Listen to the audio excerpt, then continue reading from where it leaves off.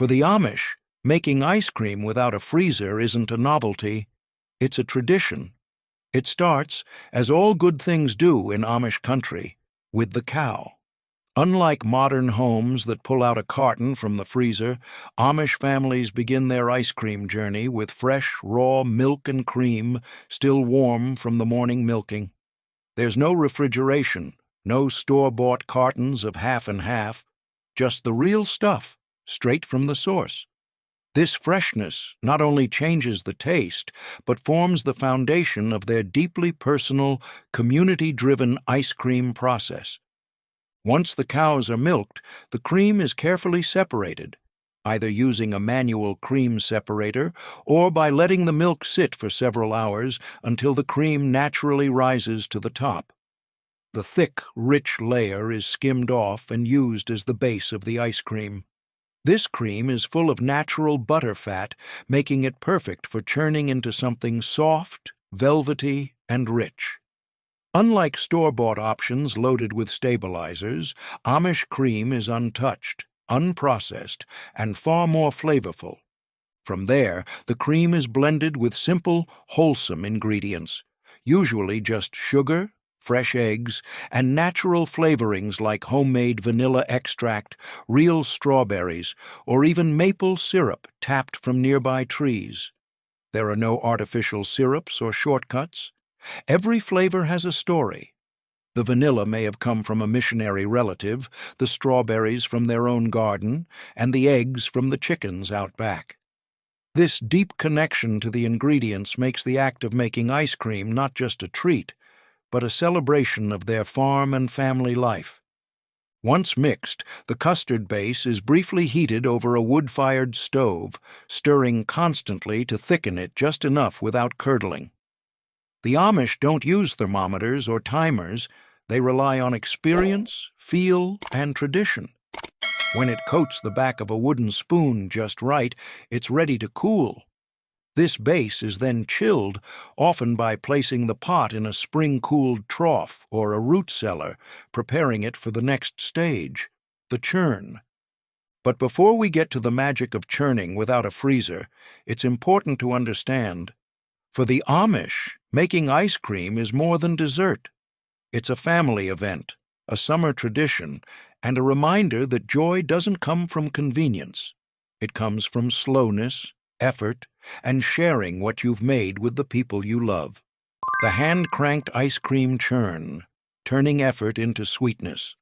Once the Amish have prepared their thick, flavorful custard base, the next step is where the magic really begins, churning the ice cream. But without a freezer, this process demands muscle, patience, and one essential piece of old-fashioned equipment, the hand-cranked ice cream churn. Often made of sturdy wood and cast iron, these churns have been passed down through generations, and when summer rolls around, they're brought out like prized heirlooms, ready for another season of joy. The churn itself is simple in design, but brilliant in function. It consists of a wooden bucket, a metal canister to hold the ice cream mixture, and metal paddles attached to a central crank. The space between the canister and the bucket is packed with a powerful natural coolant, ice and salt. That's right, no refrigeration, no electricity, just harvested or purchased ice blocks and coarse rock salt working together to create temperatures cold enough to freeze cream. The Amish store ice in traditional ways, often in ice houses insulated with sawdust or straw, keeping large chunks frozen well into summer. These ice blocks are crushed with hammers or ice picks, then layered with salt around the canister. The salt lowers the melting point of the ice, drawing heat from the cream mixture and freezing it from the outside in. It's an age-old chemistry trick that's been used since the 1800s, and the Amish have perfected it. Then the real work begins. A family member, often a child eager for dessert or a strong-armed adult, begins turning the crank. Slowly, rhythmically, for 20 to 40 minutes, the paddles spin inside the canister, folding air into the cream and breaking up ice crystals as they form. It's not fast. and that's the point. The slow churn creates a dense, silky texture that modern machines can't replicate. Finally, the lid is removed, the paddles are pulled out and licked clean, with smiles all around, and the ice cream is spooned into bowls, or sometimes simply eaten straight from the canister.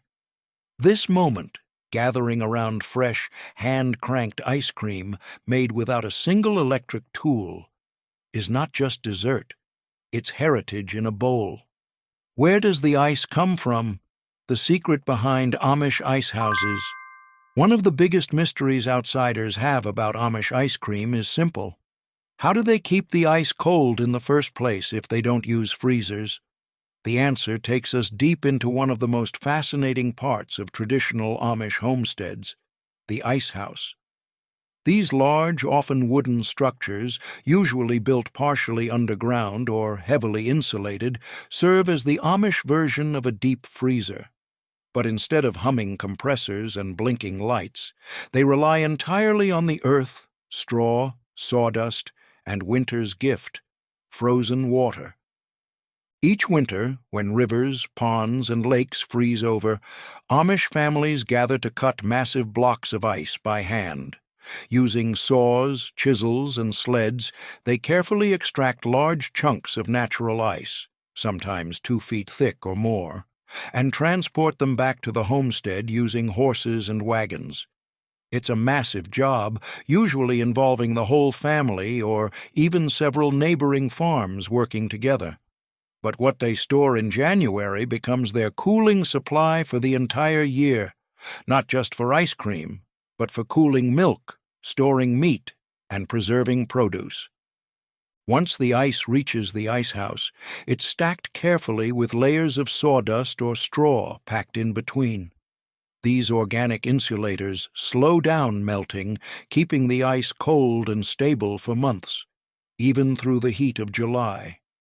The structure itself is designed with thick walls, low sunlight exposure, and good drainage to prevent puddles. It's common for ice in these houses to last into late summer, allowing the Amish to keep cream cold or make ice cream on demand. And the system works. Unlike electric freezers, which require constant energy and break down with power outages, Amish ice houses rely on nature and insulation, 2 things they trust deeply. If a family doesn't have an ice house, they may trade with neighbors who do or purchase blocks from a local ice supplier, many of whom cater to Amish and Mennonite communities. In some areas, horse-drawn wagons loaded with ice travel farm to farm in the summer, delivering the frozen blocks like an old-fashioned milkman. Having access to stored ice means Amish families can not only churn ice cream during special occasions, but also keep leftovers cool for a few hours, or chill pies and drinks during community gatherings. The ice house isn't just about dessert. It's part of a larger system of self-reliance, proving once again that the Amish don't need electricity to preserve food, cool dairy, or enjoy the frozen luxuries the rest of the world takes for granted. So, when that churn is filled with fresh cream and surrounded with ice and salt, it's not just about what's in the bucket. It's about months of planning, family teamwork, and a deep respect for the land and seasons. And all of that flavor somehow ends up in every bite.